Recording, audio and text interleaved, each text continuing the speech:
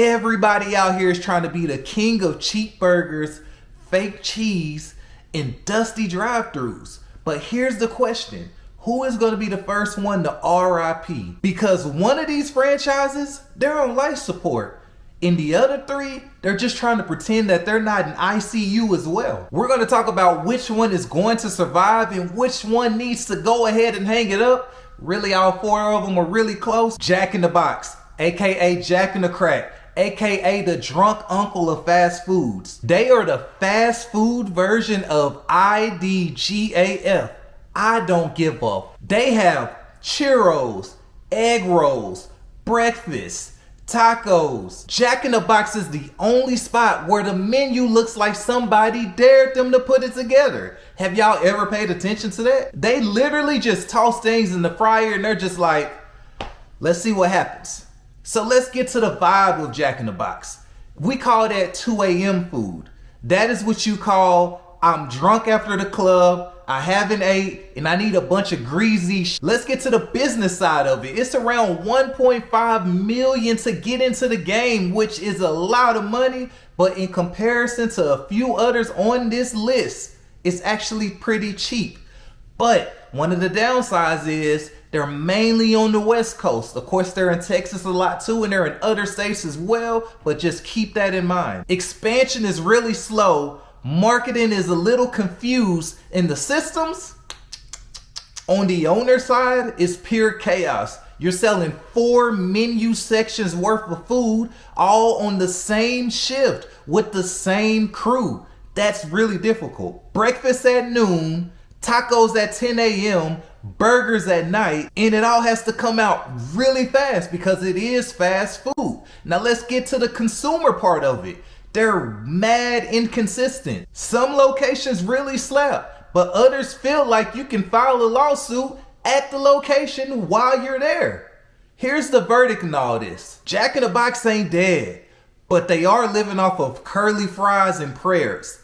If they don't clean it up, they will become a meme. And I'm not talking about a good meme. Alright, Burger King, aka the franchise you drive past to get to McDonald's.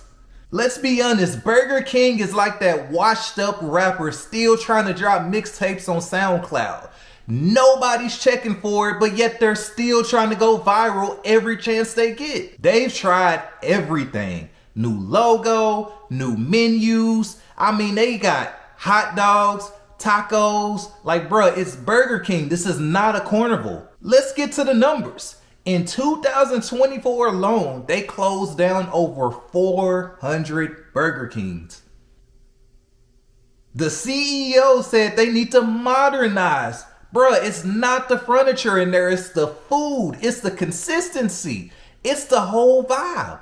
On the franchise owner side, royalty fees are real heavy. The foot traffic is really low. You are literally paying high franchise fees for a gas station type of burger. It ain't gonna work. Have y'all ever pulled up to a BK and nobody's in line? You want to get a Whopper and you gotta wait 10 minutes?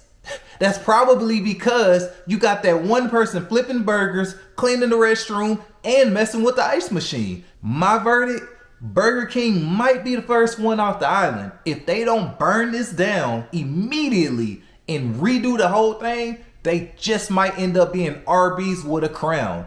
That ain't good. Speaking of ain't good, Subway.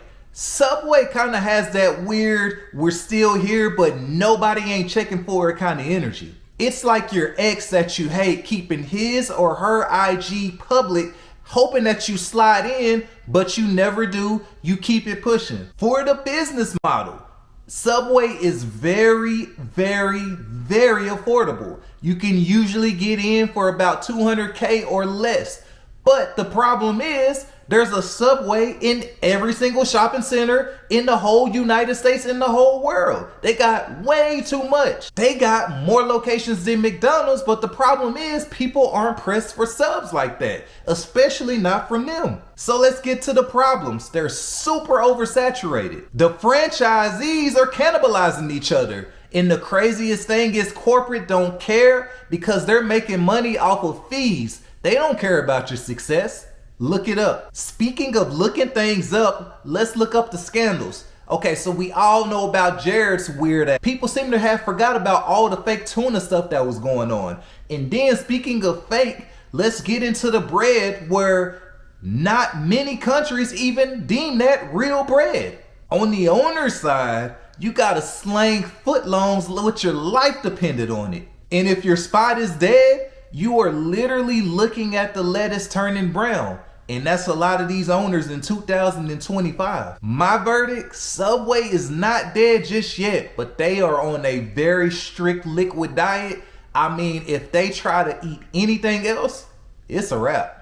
On to the last one. I call it Twitter fingers Wendy's. Wendy's always got jokes. They're always roasting somebody. Think about the Katy Perry stuff that happened a few weeks ago. But in real life, a lot of their locations look like they're being ran by ghosts. So let's get to the good. Their food is really decent. Their Frosties, great. They innovate.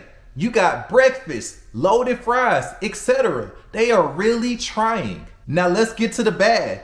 They're inconsistent with their quality. Sometimes the Wendy's feels like you're in a very upscale fast food restaurant. Others feel like you're in the Wendy's from the 90s. Staffing issues. I know everyone's having staffing issues. I go through it myself as a franchise owner. But Wendy's is on a different level and they're inconsistent with their product. Have you ever went to a Wendy's and they tell you they don't have nuggets and Sprite? Bruh, those are like your core items. Let's get to the owner side. The franchise cost is usually around $2 million plus, and that's what your net worth needs to be. And you gotta ask yourself, sometimes what you're putting in, are you getting it back plus profit? Branding issues. Wendy's is kind of like stuck in the middle. They're too expensive to compete with McDonald's, but yet they're too cheap to compete with Shake Shack. They're just kind of vibing in the middle like a confused middle child. We all know those. My verdict, Wendy's ain't dying, but it's almost like they got hit with a crazy right hand in the boxing match and they're kind of wobbling right now. One wrong move and it's lights out. All right, so for my final verdict for all four, let's break this down. At number 4, you guys should already know, Burger King. It's RIP, put them out of their misery. Number 3, Subway. It's getting real shaky, Subway. Y'all better get it together. Number 2, Jack and the Crack. They're alive, but it's only because drunk people got money too. And number 1, still holding on strong, but not all the way. We got Wendys. They're amazing. They got a good product, but they better not get Here's a lesson in this and the whole point of the video. If you are really trying to get into the franchise game, like your boy, then you might want to really do your research on these franchises. Just because it was hot in the 90s doesn't always mean that it's hot now. You want to look for the brand strength, the foot traffic, the profit margins. You really got to do your homework. Just because it's familiar doesn't mean it's going to be profitable. And if it was my money, I wouldn't be trying to spend millions to get to an old franchise that might shut down in the next 10 years anyways. You gotta think smart. There's so many options out here, so many good choices. You gotta make the right one. And if you made it to the end of this video and you do like Skyler Paycheck, if you want more videos, leave a comment, like, subscribe, send it to somebody because they only let about 5 people see my videos, but I'm gonna keep pumping them out anyways.